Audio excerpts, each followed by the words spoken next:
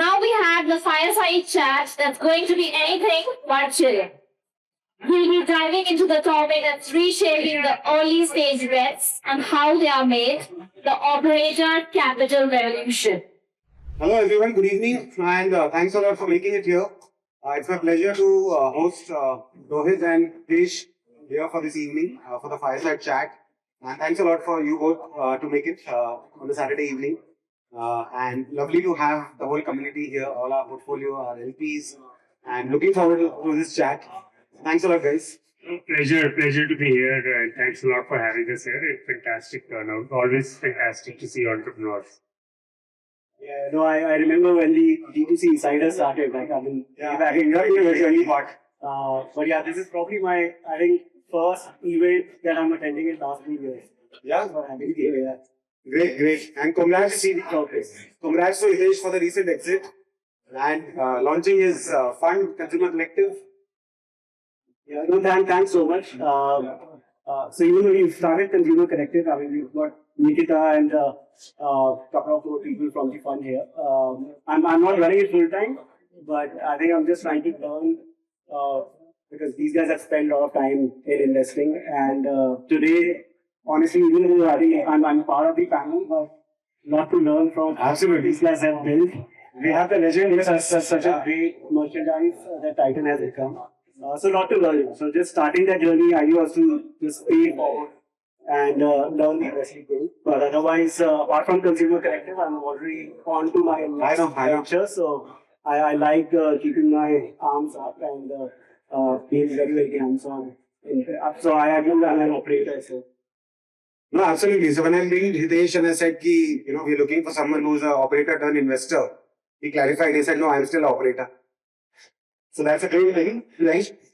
But yeah, we have heard here, guys, Titan Capital. I think the best example of operator capital in India, after I think Sanjeev Bichhandani, is these guys, right? Kunal and Rohit. I think turning all their knowledge and network and their capital to be a force multiplier. I think 250 plus portfolio companies, including Mama's, Urban Labs, you name it, right? So I think phenomenal track record.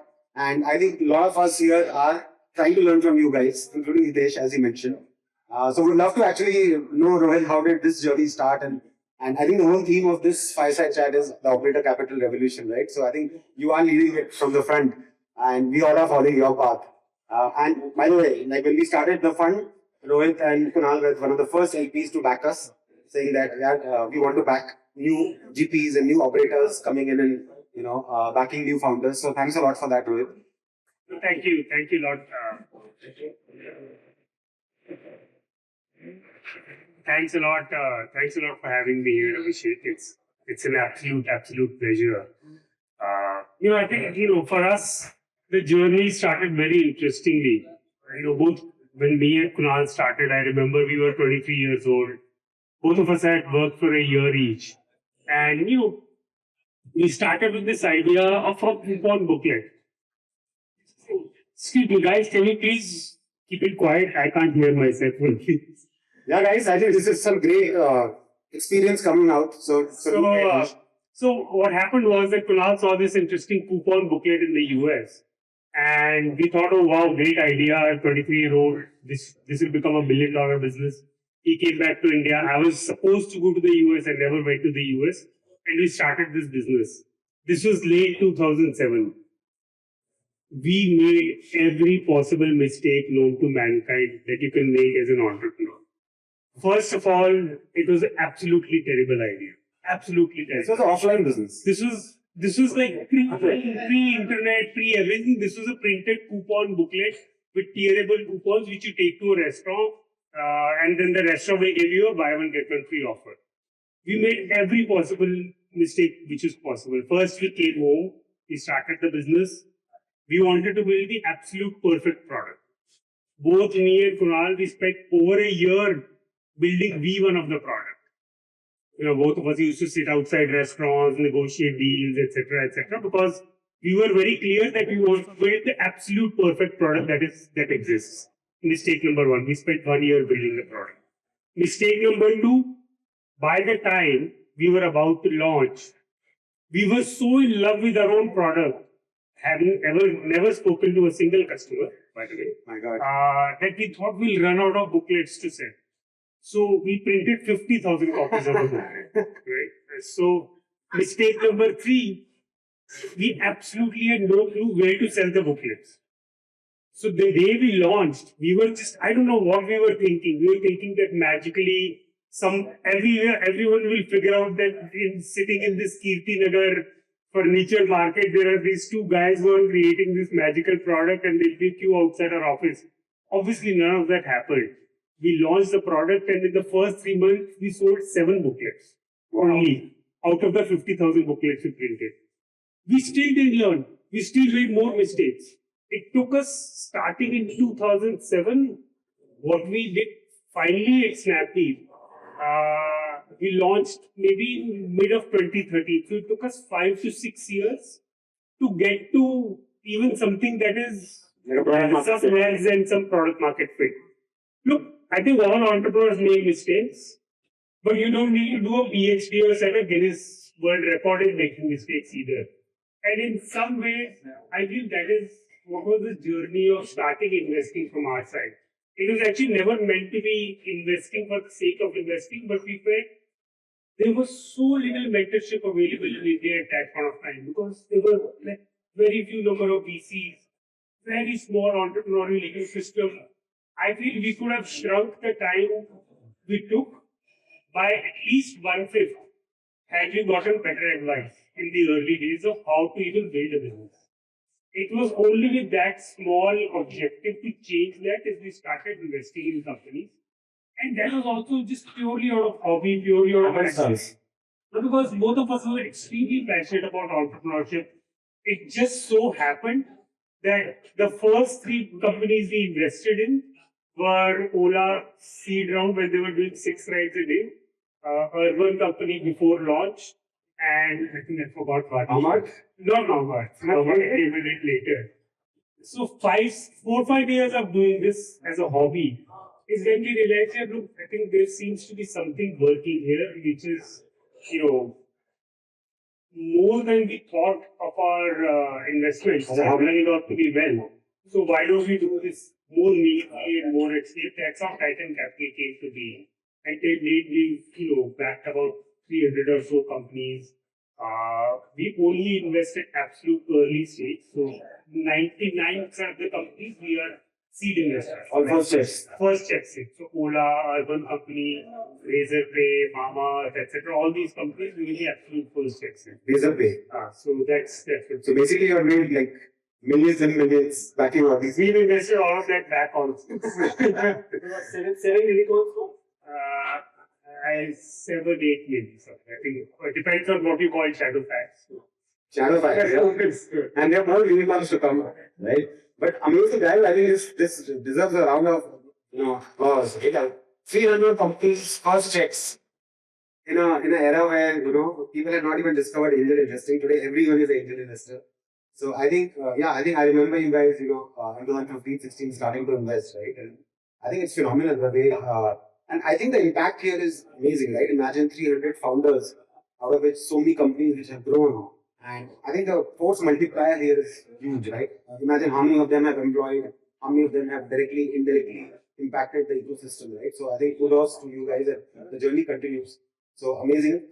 Hitesh, coming back on your journey, remember from Let's Buy days, and I think Tiny days actually, we are connected from the Tiny days.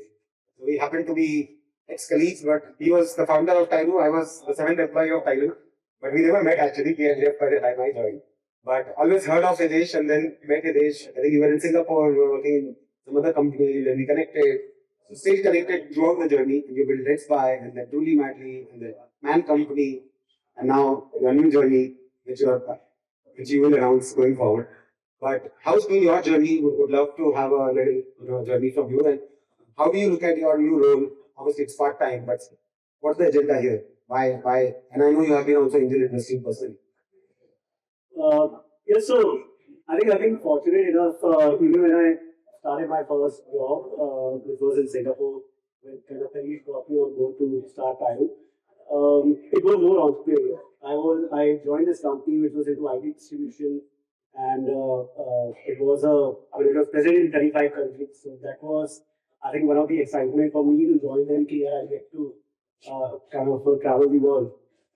But I used to be the first employee to get to the office and the last one to leave, right? So it was very entrepreneurial.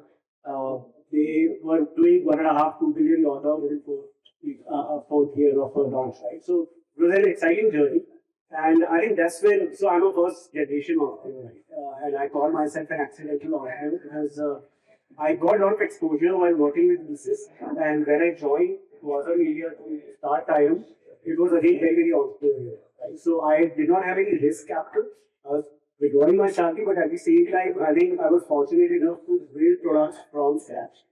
And I think these two states, releases and Taiwan, kind of gave me a lot of exposure to start something on my own. In fact, after Taiwan, I ended up joining Aces back to set up Unicommerce. And so probably Rohit won't know, but Cafe Garage was the first internet business to advertise for Indian function of place. Okay. We are like the 2007 is when I spoke to Kunal. He gave me a cold call because I think you were reaching out to few advertisers, and he read news about Cafe Gadgets and figured out my own.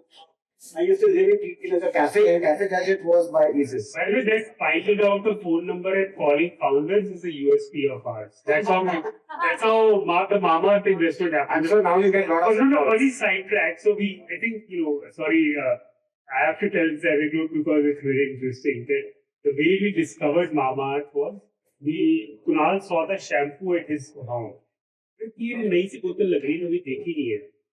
So then he asked his wife, ये से बड़ा अच्छा product है. Then he asked few people around, उनको भी अच्छा लग रहा है. Then we called up the call center, and as early stage company, Varun picked up the phone. Okay. And we said, "You have a million, we want to invest in the company." That's how the Mamaearth investment originated. Amazing. Yeah. So I think that's really funny. So when I was running Cafe Gadgets, some of Aces, I think they had some issues, they decided to shut down. And I had the e-commerce had started doing well, so Flipkart had just started this, they were selling books, we were selling books, they were selling books, we were selling electronics. We had a team, so team kind of pushed me here, सब तो ठीक चल रहा है, why don't we start our own thing? And without like thinking twice, we ended up kind of setting up an office and launched Best Buy.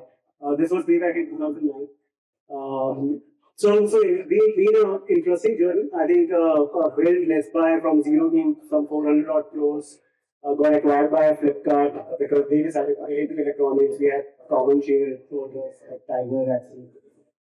So after Let's Buy, I took almost a year-long sabbatical, figuring out what to do next, and that's when I met Sachin.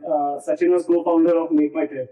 So he had exited Make My Trip back then, just before the IPO, and he was looking to start something new. So both of us started exploring what category can we disrupt together.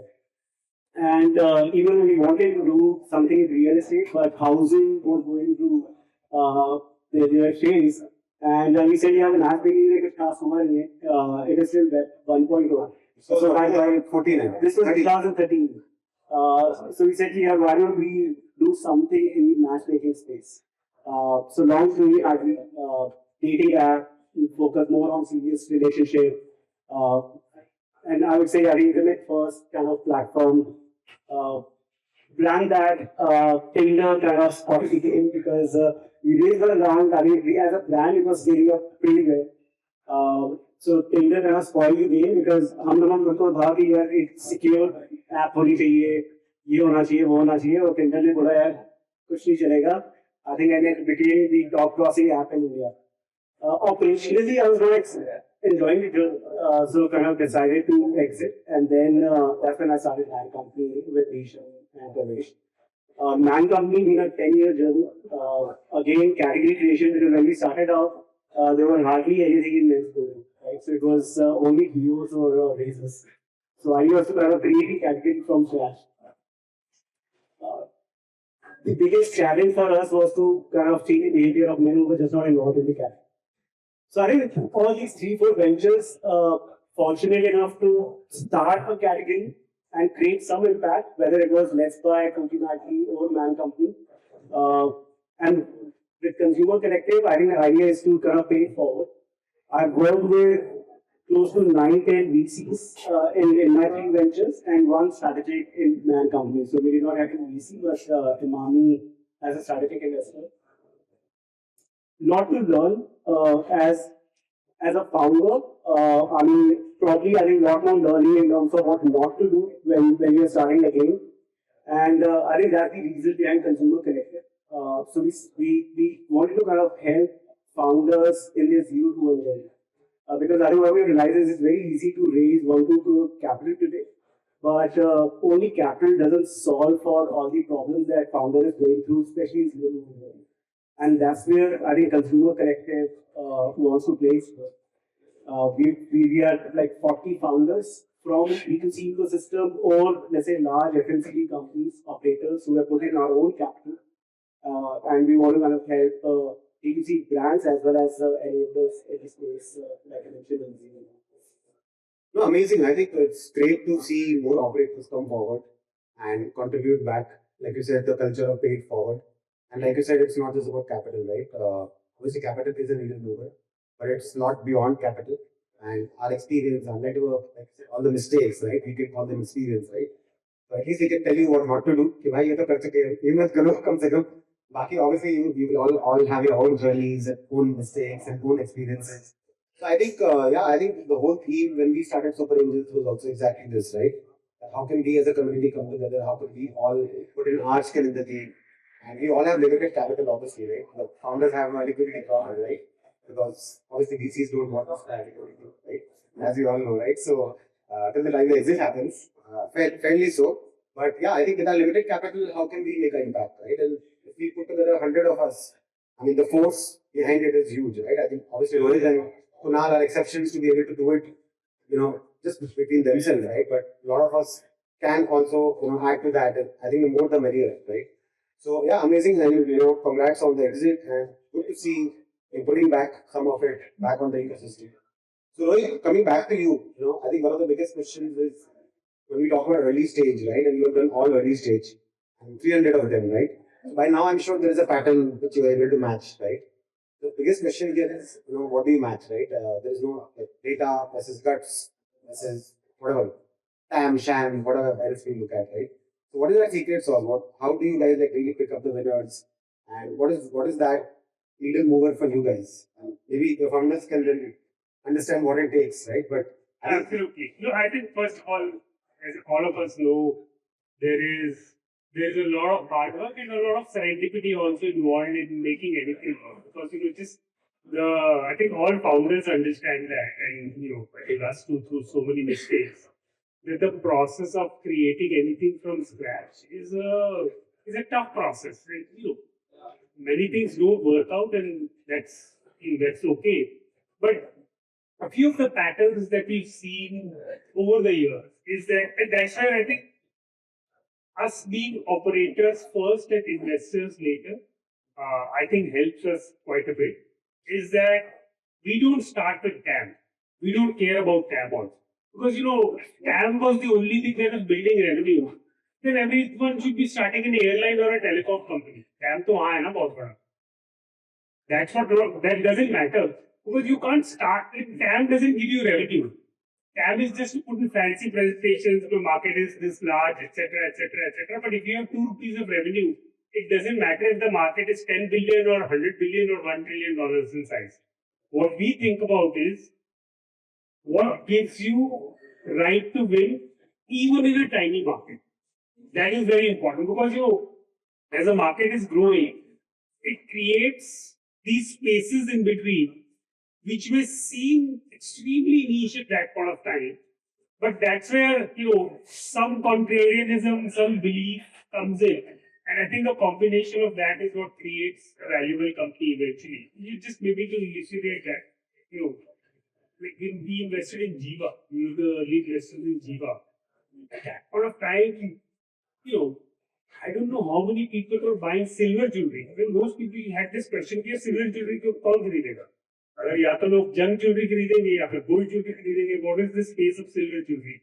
But I think what they had identified was that as fashion is changing, like the trends of fashion are also changing. Right? Yeah, that fashion was becoming fast fashion, where people didn't want to buy, like there was a time that people used to have this 3 sets of clothes कि ये एक पहन के जाएंगे इसको कई साल चलाएंगे. But that has changed with the advent of Zara's and Studios, etc., where people want to try new things and wear different things on an ongoing basis, and the shelf life of an average fashion product had come down very substantially. Similar thing was happening with jewelry. Like when all of us were growing up, so there used to be this thing कि यार मुझे मेरी mummy ने एक earrings दिए, उसमें 10 साल घिसूंगी. But that trend was changing because we were saying it, now we go to offices, we go to colleges, we want to match what we wear with our dress, and I want to try different things. But obviously, you can't buy gold for matching every day because then you have to be a really, really rich person to do that. Where is that aspiration going to be going to get met?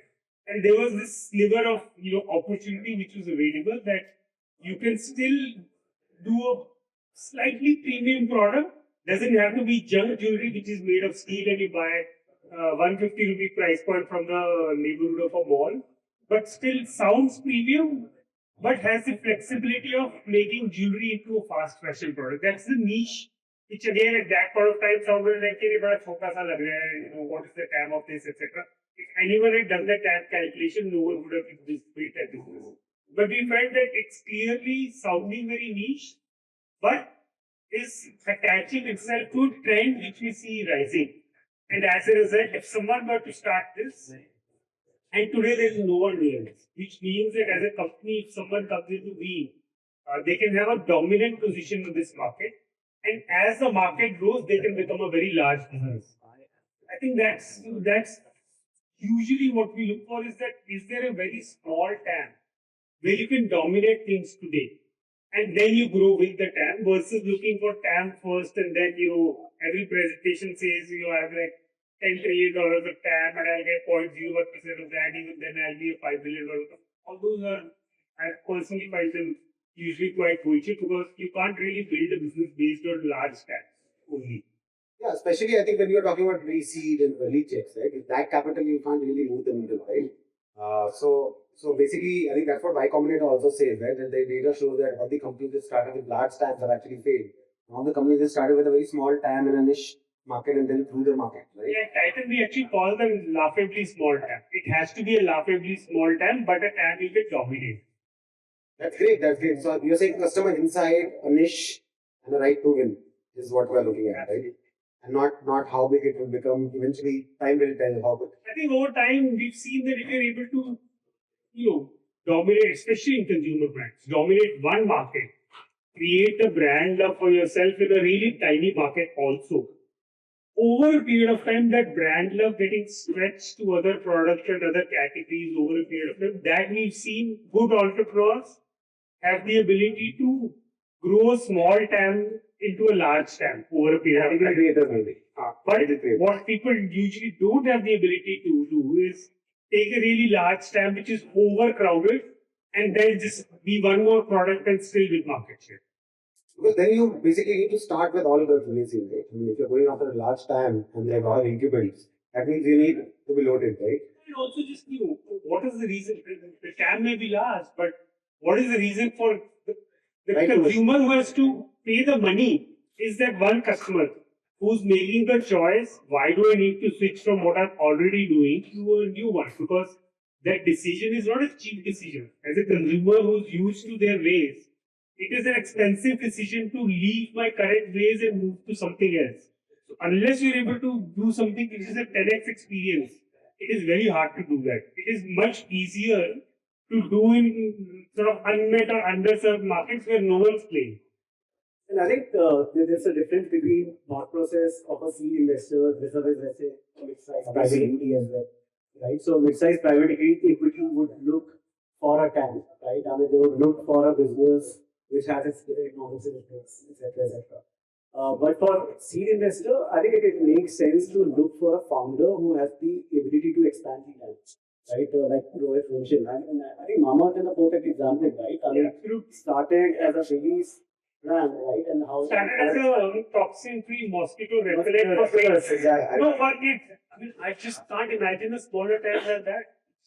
Imagine the EC saying कि भाई time बहुत छोटा है नहीं हो पाएगा। So, Odomos for kids, but toxin free and more premium. Just, I don't even want you guys What are you guys doing? now, we didn't even want to do the time calculation. Interesting. No, Hitesh, I think it's also, I think as operators, we are all used to this, right? When we started selling fashion online, I remember, not one day, but one of the pioneers of retail in India sitting in the forum and saying, who's going to buy clothes online? And I was so demotivated listening to him. I was like, shit, yeah, he's right. And who's going to buy clothes online, right? And today we have Mitra and all of that. So I think it comes from our personal experience also, right? No, I remember having this meeting with a big leading, VC, I won't name him. And I remember me, Amanpreet, and then three of us were in Bombay, they were praying, explaining him, here, look, electronics online can be, right? And They going to be and this was like 2011, right? This was like 2011, and we had to literally tell him कि यार अभी इतने लोग e-commerce पे हैं और इतने लोग अभी ठीक है e-commerce पे books खरीद रहे हैं Flipkart पे, but electronics पे भी धीरे-धीरे transactions आएंगे, right? When today I think Amazon and Flipkart are surviving because of Electronics became the biggest category. electronics. So I think as a founder, you just need people who have a strong belief in you, right? And as an investor, I think that's what I intend to do, right? I think most of my That's also. exactly, and not just that. I mean, not just with a check, but with a strong belief, right? No, great. I think that's where our operator capital comes in because I think our risk appetite is much different compared to the firms. And I think we don't need the validation. In China में क्या हो रहा है, US में क्या हो रहा है. I think for us to create category defining companies, we need to innovate. And innovation does not need to follow playbooks of the Western world, right? So there will be no Oro if we were just following the playbooks, right? Or Mama, right? So someone has to create, right? And I think we are all creators more than investors, right? So I think that is the best part about operator capital, I feel, that we are putting our own money, so we are not accountable to anyone. Second, we can take the risk which maybe an institution or a larger fund or a private equity can't, just because there's so many variables for them to report to, right? And I think that can really breed innovation, because only if you try new things can something be created, right? Otherwise, we are just replicators, right? But coming back on that, Hitesh, just wanted to bring this point because in early stage, grit is like something which is very, very important, right? Like you said, back all throughout. But the founder also needs to have that grit. So how do you look at founders when you talk to them? Because you've been a founder yourself. For me, it's very, very intuitive, right? I can meet a founder in 5 minutes and like, मजा नहीं आ रहा, right? इसको quantify करना बहुत मुश्किल है कि मजा क्या नहीं आ रहा है या मजा क्या आ रहा है. So how do you do it? What's your approach? Is it more guts driven? Is it more pedigree? Is it more whatever market? What are you looking at? So I think for me, the number one thing would be how sharp is or our consumer insights are, right? Because I think if founder has done the homework to understand the market, the segment that she's catering to, and the profile of the consumer. So, but at the early stage, there's nothing much to look at apart from the founding, right? So, and I think we all are very experienced as founders, right? That's why we have survived, right? So, I think that is one thing which I think today a lot of founders are trying to raise they're selling the story, right? And now there are schools which teach you how to sell the story and stuff like that, right? So, I think it's become very I recently just saw that on Astro Talk you can also get a prediction कि आपका meeting close होगी नहीं. It's just not the way I saw. You can pay and get a badan also. कि आपकी meeting close होगी. Right. No, absolutely. I think it's become a huge market, and I think when we started doing it, then there was something कुछ भी नहीं था, ना? It was only my first angel was my elder brother. There was no one else, right? But yeah, today it's a founders market, and coming back on that, also wanted to understand Rohit from your point of view because you've now done so many, you've been part of so many journeys. I think we're all talking about the upside and how we can help the founder. What are the downsides? Like on the other side of the table, what are the things which you have maybe experienced or where you think that you can also bring that value to the founder or not to do, right? So any such learnings? No, absolutely. Look, I think one of our big learnings over the years is, and which is at least at Titan, we are very mindful of making sure that we leverage or use that learning both as an investor as well as an entrepreneur, I think it swings both ways. Is we feel, investors and entrepreneurs sometimes don't have enough honest conversations with each other. And I'll elaborate that by what I mean. Is that for entrepreneurs first, I feel there is a fine but a very important line between conviction and stubbornness. Conviction is very, very important. Unless you're convinced about an idea as an entrepreneur, you won't start a business. And you can't build a business without any conviction because you need to have a point of view on everything. You can't be flexible on everything and build a business. That's just never how it works. But at the same time, like I remember when we were starting our business, this coupon booklet business only, right? So in hindsight, it was a terrible idea. By the way, we met at least 10, 15 investors. All of them told us in their own parlance the same thing, that it's a terrible idea. All of them, they said it. I think we were too young to understand the nuance at that point of time. Let's keep in touch. Most of them said, "Yeah, आप लोग ठीक हो, पर हमें business नहीं समझ में आ रहा." But we were also very young, very boisterous. I mean, they didn't qualify. But eventually, that's what happened. That business did not work. And as a result, in hindsight, I feel that was a big learning as a founder, is that it's important to have conviction, but also equally, at the end of the day, it's important to also remember that eventually when you launch the product or launch your business, money for that has to be paid by your customers, not by yourself. And as a result, it doesn't matter whether you are convinced or not. Your customers and the ecosystem around you needs to be convinced that it's काम की चीज़ है. And so putting yourself in front of some consumers or some customers of your business as early as possible, and actually listening to that feedback with serious intent versus being dismissive of feedback is very, very important. Like in hindsight, I feel, and I recommend that to all entrepreneurs I meet also, is that look, don't go by only our judgment could be wrong. But if 10 investors you meet, all of them are telling you the same thing about your business, I think it's worthwhile to take a step back and rethink whether what you're doing is right or wrong.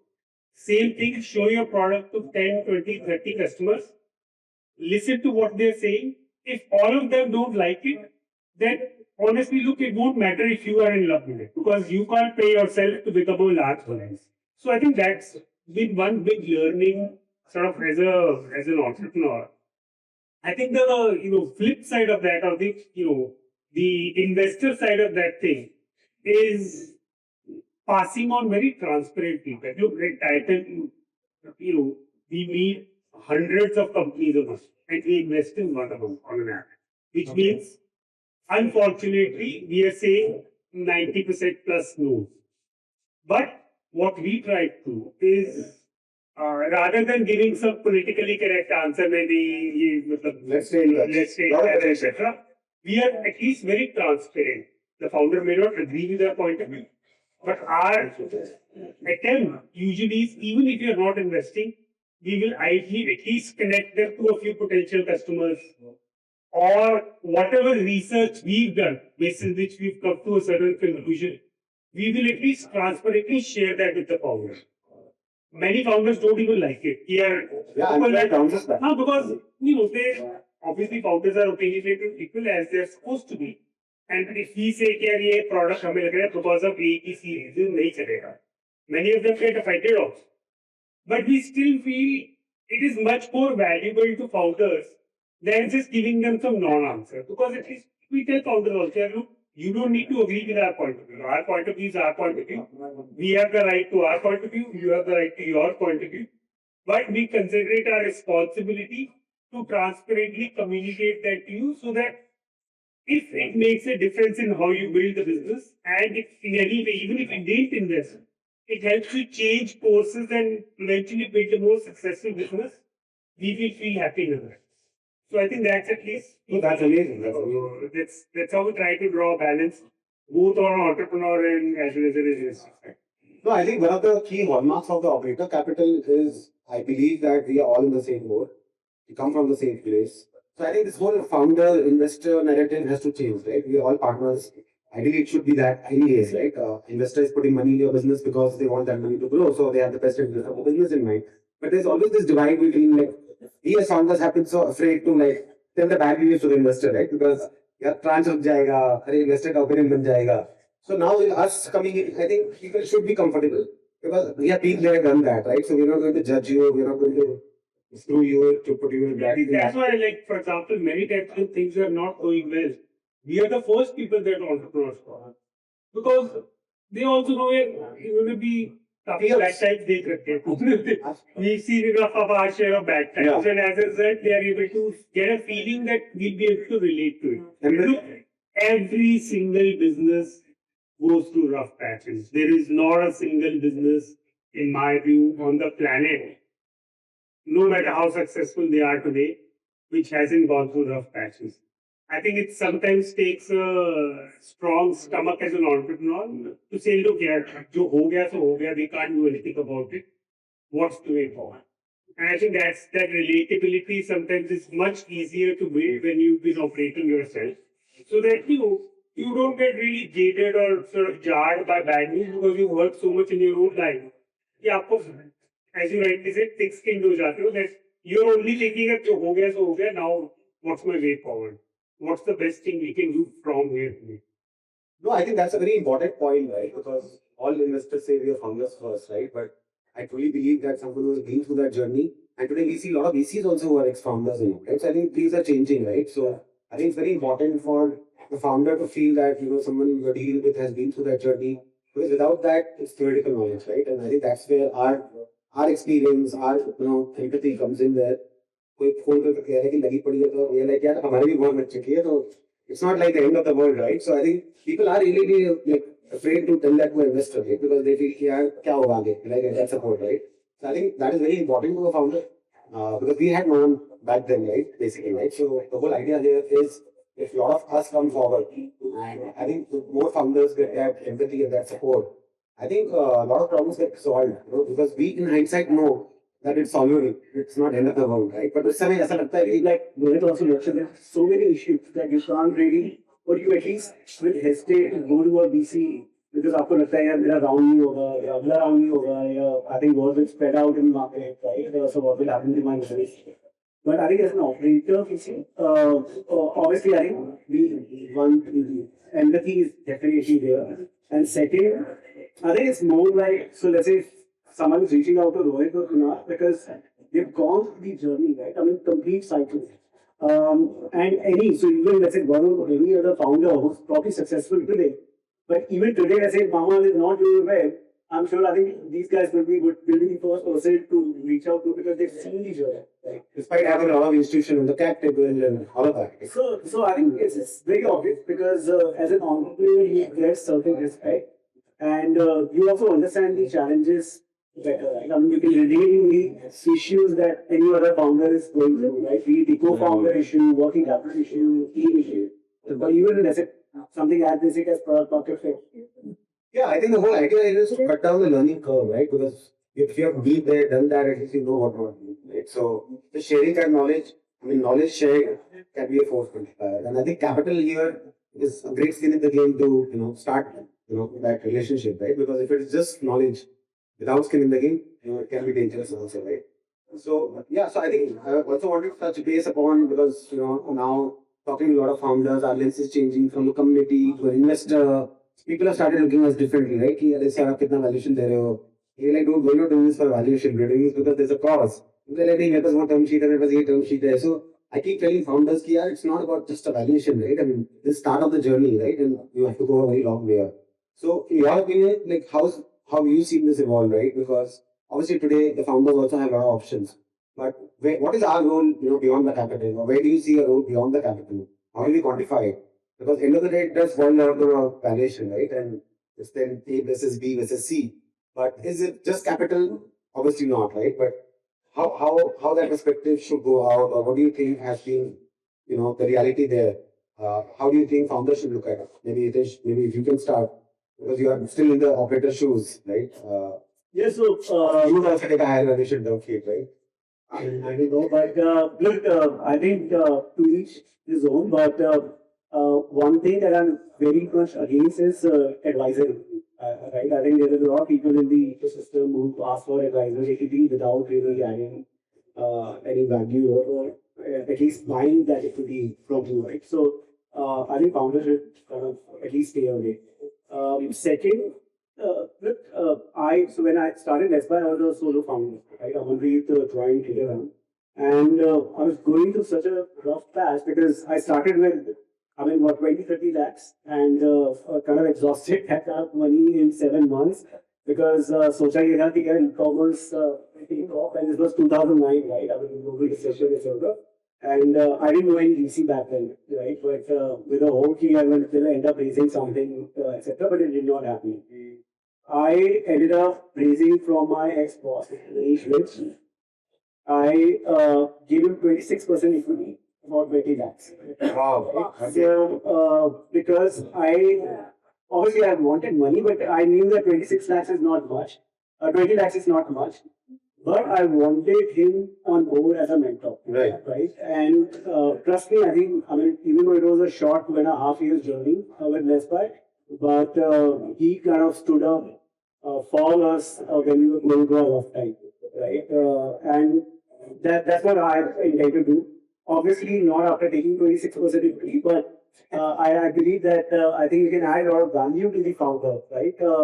VCs, and I've seen both sides, right? And there's a lot of respect because without VC money, today I think very difficult to kind of scale up or build a multi-billion-dollar business or IPO business in India, right? But we have to understand that obviously VCs have LPs on board, right? This is not their capital. They'll have empathy, they'll try to help you out. But if you're going through it, your business doesn't have momentum, right? And you're going through a prolonged rough patch, very few VCs will continue to support you, right? Because end of the day, they are looking for returns. And that's where I believe that at least as operator investors, I think we need a lot of empathy, right? So we know that, like Rohit very clearly mentioned, that yes, every business goes through a rough patch, and we believe that I think that's the moment where probably we can support you and we can be around. We have someone who you can talk to where you need, and I'm sure we won't complain, right? So that's a difference. At least I think with all the VCs that I've dealt with all the respect, very few who you can call up at 2 o'clock any time. No, great. I think that's it from my end, guys. I think we should open this up for Q&A. A lot of people would have a lot of questions. So, guys, please go ahead. We have like 5-10 minutes, so you can have 4-5 questions. So, hi Rohit. Hi Hitesh. I have a quick question. You have invested in almost 300 companies. What do you think company culture as a role has played in destroying some of the startups? Have you seen culture to be the reason of destruction of startups and lack of learning in the team, within the co-founders, in general about culture of the company, right from the beginning? Have you seen that happen? That's a very good question. Look, I think what we've seen, at least at the time we come in, it's usually just 1, 2, or 3, whatever, the small co-founding team and a few people around. And, in that smaller team, honestly, the culture is a lot more about founder's personality than culture per se, right? Culture per se starts becoming more important in a business when the company is, let's say, 20, 30, 50, 100, or some size and scale. Before that, it largely just boils down to the founder's personality. Stretched over a period of time, that is what manifests into a company's culture. So, a founder's personality obviously has an absolutely tremendous impact on how the business gets played. Because I think, as I mentioned, it is very important we've seen to have the right balance of between conviction and stubbornness as a founder. To have high conviction in your own belief, but also be open-minded to change when you listen contrarian points of view from many number. So we see that's very important. Needless to say, ethics is extremely important. Like, I mean, we rarely see set of founders or set of company culture, etc., which doesn't uphold the highest standards of ethics, eventually land up in a good place. It's unfortunate, but whenever there is any unethical practice, eventually or one way or the other it gets caught and leads to value destruction. Okay, thank you. Yeah, I have a question for you, Hitesh. So, having created that category and created such wonderful products, why did you decide to exit it? Was it the investor pressure, fatigue, challenge of going offline? What was it? No, so I think we had Imami, who was a strategic investor, right? So Imami was the first investor to come on our capital. And this was way back in 2017, right? And we started the brand, I think 2016, 17 was the first year. So they were, in a sense, I think pre-Series A investors as well as Series A and Series B investors, right? And then they were very clear from day one that we are investing only for strategic reasons, right? So over a period of time, we'll end up acquiring one, right? So I think in that sense, we were very much aligned even when we raised our first round from them. And in fact, some of the metrics were clearly defined way back in 2017, right? So it was more like I think trying to kind of achieve certain milestones before we could have acquired us. And that's a good point, guys. What do you think is like for a founder's karma? I mean, eventually, if you raise money, eventually you have to provide an exit, right? So, in some form, it could be IPO, it could be acquisition, it could be some other way. But is that a bad thing? I mean, that's a great thing, right? I mean, eventually a founder should provide value for their stakeholders. Why should a founder not challenge Unilever and be the next? When will that happen? No, but the journey continues, right? It's not like you're not challenging, right? Look, I think to answer your question, I agree with you. And this is a learning, and Mami has been a great investor. But I think the learning is that it's always good to sell to these guys rather than getting them on your cap table early on, right? Because it gets restrictive. I mean, after they have invested in you, they don't want any other VC or private equity on your cap table, right? And they just keep on pushing you for valuation, etc., etc. And then I think your goal is very clearly defined. So may work for a lot of founders, but at the same time may not work because let's say if Man Company when we sold out, I mean we were at a 300 crore run rate and 10% EBITDA, right? And I think there was confidence in the team that this business can be 800 crores, right? To why we sell it out now, but because of agreement, I mean we had no option, right? So it got restricted. But then I think, it was for no honestly why we raised money from Imami because I think we were one of the first ones, but then our peers started raising from strategies like Marico and Wipro and Rohit Bansal. So we had no option but to raise. Well, I think look at the end of the day, like each human being, each entrepreneur is also different, and different entrepreneurs want different things, want to do different things. There are no right or wrong answers, right? So I think whatever works, it's your business. You decide what you want to do with it. I think CaratLane is a good example, right? Post Titan acquisition, they created a lot of value. Right? So, I think in the US, you see all these entrepreneurs, building multiple businesses. I think the ecosystem will only mature when we have multiple cycles of creation, right? So, I think that whole guru scene where he's like, how can you want to buy my company, right? I mean, then it becomes. My point is even more broader, right? Let's say even if the entrepreneur doesn't want to start another business, wants to chillax. ये उसकी मर्जी है. He created value. He built a business. He do whatever he wants. Not everyone wants to challenge. I like Middle Eastern food. He likes Italian food. Who am I to question why he should like Middle Eastern food or not? It's his choice. Somebody will decide not to. Somebody will decide not to and challenge one. On the contrary, I think back then it was a safer option, right? Because we knew that exit is guaranteed, right? We just need to get to a certain milestone and exit is guaranteed, right? So that was a carrot back then. So yeah, I think there are pluses and minuses. We each their own, basically, like Rohit said. There's absolutely no right answer. No, absolutely. And I think it's good for the ecosystem. More exits happen, more value creation happens. That's how belief gets created. Guys. I can tell you with the minimalist exit, one of the larger VC funds which was sitting on the edge of D2C. I got like 7-8 calls that day, right? क्या उनके क्या D2C share करना है? I'm like क्या हो गया sir आपको? आप तो कहते हैं D2C नहीं करना. And now that fund is making a pre-seed bet at 120 crore valuation. Can you imagine? right? So just I think nothing succeeds like success where the ecosystem we all want value creation to happen, right? Because belief comes from that. देखो 5 साल पहले लोग कहते थे D2C क्या है फुद्दू है छोटा सा स्पेस हाँ there's no value, right? Who's going to buy these brands?